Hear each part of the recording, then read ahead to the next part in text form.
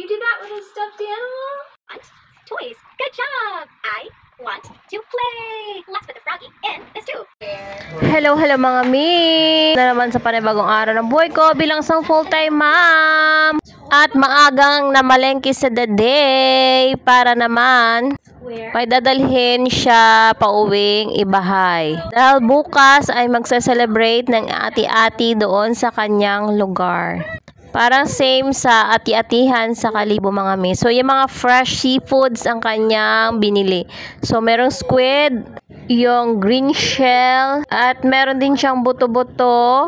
Ayan, ang buto-buto mga mi. At meron din siyang parang shrimp pala ito. Ayan, so yan ang kanyang dadalhin doon para dagdag sa iluto doon sa bahay ng parents ni Daddy. So, nagdalawang isip pa kami mga me kung sasama talaga kami sa kanya, pero pinipilit kami ni Daddy na sumama sa kanya at rin na makasama siguro kami. At ito na nga mga me, pinagluto na talaga ako mga me at dinala ng pagkain dito sa kwarto. Sinusuyo talaga ako mga me para naman sumama sa kanila sa pag-uwi. Kasi nga, dalawa dapat sila ni Kuya. Anyway, highway mga me. Ito yung update sa taas namin mga me. Ayan. Ito yung part ng half sa kwarto na tinutulugan namin mga me. So, maglalagay na sila ng bib at kukuberan na yan mga me. Pero ito si Daddy mga me ay tumutulong na siya para naman kung kaya ay makabuo sila ngayong araw din. So alas 4 na itong hapon mga me at sabi ni Kuya yung panday namin ay kaya daw at bubog-bubuhos sila. So ayan, minamadali na Daddy na hakutin yung mga buhangin at yung mga semento sa taas para naman mabilis ang kanilang gawa. Tulong na talaga si Daddy dyan. Actually mga me ay pumahag na rin ako dito na sumama sa kanila ni Kuya pauwi doon sa bahay ng parents ni Kuya. Ni Daddy pala. So kay bilis naman mga me at ayan lagyan na nila agad ng cover. Ano ba tawag dyan mga me? Partida mga me, galing pa si Daddy ng office. So, ayan, mga minaglinis-linis na rin siya dito sa kusina para naman talagang pumayag na ako na sumama kami sa pag-uwi niya. So, check ko pala ito mga minilagay ko ditong plastic cover sa aming lamesa. Ayan, kulang. Oh, bilis na transition mga mi, no? Kinabukasan na ito mga mi at sumama kami. Installment ito ng Senior Santo Niño di Ibahay. So, kailangan namin mag-participate dahil ito rin ay isa sa aking panata mga may kay Senior Santo Niño. So from convento mga may dadalhin siya sa loob ng simbahan. So, enthronement ba ang tawag doon yung mga enthronement. So, ilalagay na siya sa kanyang throne. Yan si Daddy. So, si Kuya Pongmo ay wala dito doon siya sa kanyang pinsan sa kapatid ni Daddy. Kaya naman tatlo lang kami. Apat pala kay Place. So ayun mga may araw ng January 25. Sa video na mga ito mga may ay pinagtutugtog ko na agad. Sunod-sunod ko na mga may pakita. So ito yung mga may dito sa ati-ati di Ibahay. Aklan. Ayan. So, panata talaga yan mga lalabas na ang Senior Santo Niño papunta sa simbahan. Sa katabi lang naman, tabi lang naman din yung simbahan. At saka yung convento. Ayun yung convento mga may. Ayan. Bigyan nyo kayo ng hint at ingay ng mga tao na naghihiyawat kay Senior Santo Niño.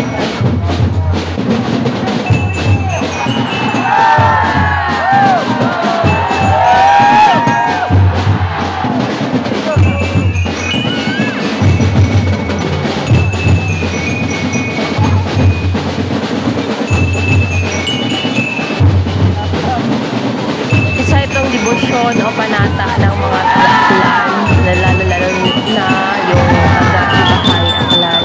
Kahit ano i-wish mo or ipagdasal mo kay Senior Santo Niño ay i-grant niya lahat. So, isa na ako doon sa pagpapatotoo sa lahat ng aking wishes at ninanais sa buhay nagkakatulong. So, hindi pa niya ibibigay agad-agad pero malang araw ibibigay niya yan sa oras basta may buong puso ko talaga sa kanya. Hindi lang yung kung kailan ka may kinakain sa kapalaki. Hindi lang kanyang emosyon o kanyang blessing para sa iyong mga panalangin o wishes. Talagang ramdam mo yung spirit. Based on my experience ng mga spirit sabi nila nagdadasal na ng spirit ng pinagdasal ng santong pinagdasal ng sa iyong pakiramdam na hindi maintindihan yung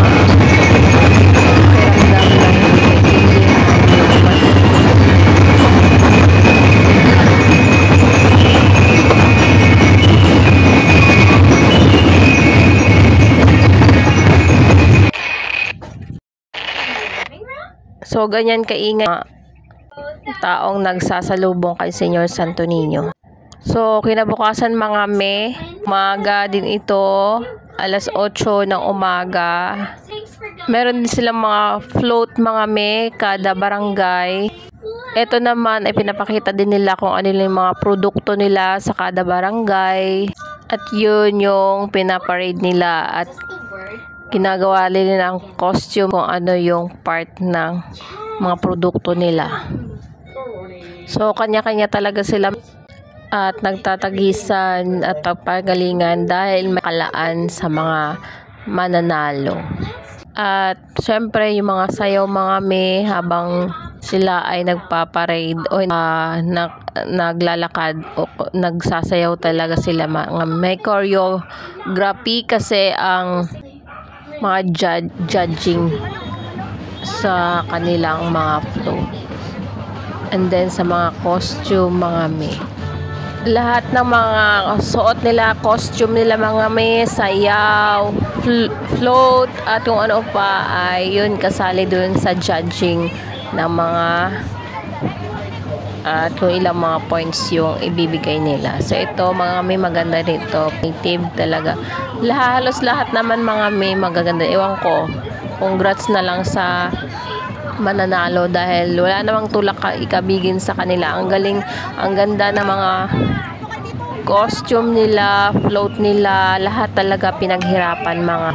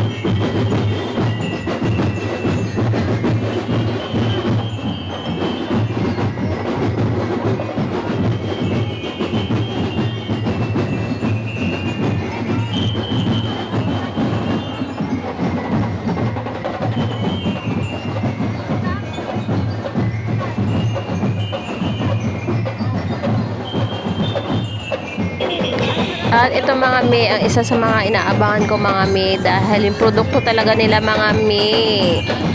Ayan, alimango talaga mga me. Ayan, isang ganyang pangalan nila ay yung Barangay Aquino. Ng ibahay ay mga alimango. Tignan mga alimango mga me. Ang tataba ng alimango mga me, ang sasarap. Ang sarap isawsaw sa suka na maasim. Suka na maasim. Suka na maanghang as in mga me. Ayan yung produkto nila mga me. Kaya naman, yan yung kanilang ibibida at binibida talaga taon-taon dahil yan talaga ang produkto na kanilang pinagkakakitaan.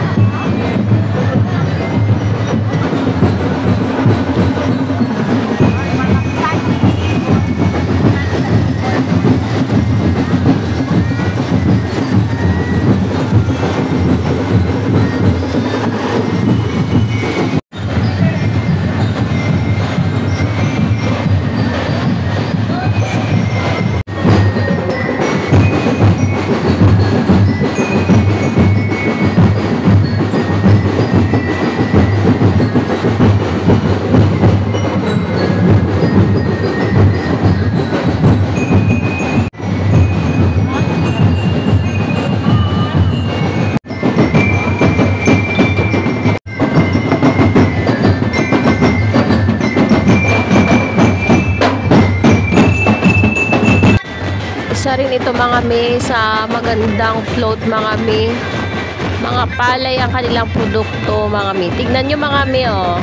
Mga sinaunang ginagawa para naman makapag saing tayo ay kailangan nating bayuhin yung palay mga me. So ito si kuya, ayan may dala-dala siyang pangbayo ng palay. Ayan, may palay pa yan mga me. Natutuwa ako tingnan. Yan talagang ginagawa din namin yung dati mga me nung wala pa, hindi pa uso yung gilingan ng palay. Ayan, naggaganyan kami. Pero yung malapad mga me, yung dalawahan ang kanyang bayuhan. O, ano ba tawag dyan sa Tagalog? Basta mga me. Para pag natanggal yung cover ng palay ay bigas na yun. So, ayan mga me, ang kinalang produkto sa itong barangay na ito. Ayan. Yun. Yung dating taguan ng palay mga may tawag ba dito? Hindi ko na maalala kung anong tawag dito sa mga sinaunang taguan ng mga palay mga may. Ayan yung gamit lang yung banig ngayon. Yung banig as in banig talaga yung at hinabi nila mga may parang drum pero made of banig siya mga mi. So meron dalawang bata, pinapakita din nila yung mga ginagawa nung sinaunang ginagawa, even though siguro ngayon ay mas gusto pa rin nila yung gantong way na pag tanggal ng takip ng cover ng ng palay. So next naman mga may ay itong Barangay Ondoy. Ang kanilang produkto naman ay niyog at kopra. So lingid sa inyong kaalaman ay yung niyog ay maraming pakinabang dito. Una dyan yung sabon at kung ano-ano pa. Ayan, mahal ang kilo ng kopra mga mi, alam nyo yan. Yan, pinaslide muna si Senyor Santo Niño dahil tumatama ang kanyang hulo sa mga wirings. Ang ganda mga mi. Nakakalibang. So dito, ito naman ang Aslog, Barangay Aslog. Ito naman din yung kanilang produkto at isda. Isda ba to? Ay, basta isda. Hindi ko alam kung anong klaseng isda ito mga mi. Pero yan, nagsinasag-isag din ng kanilang sa barangay na yan kung ano yung kanilang produkto na pinuproduce sa araw-araw. So, at naway nag-enjoy kayo mga mi sa aking 2 araw na video na nilikom. At naway bless din ni Senyor Santo Niño ang mga taong nanonood sa aking video for today. At i-grant ang inyong mga wishes. God bless!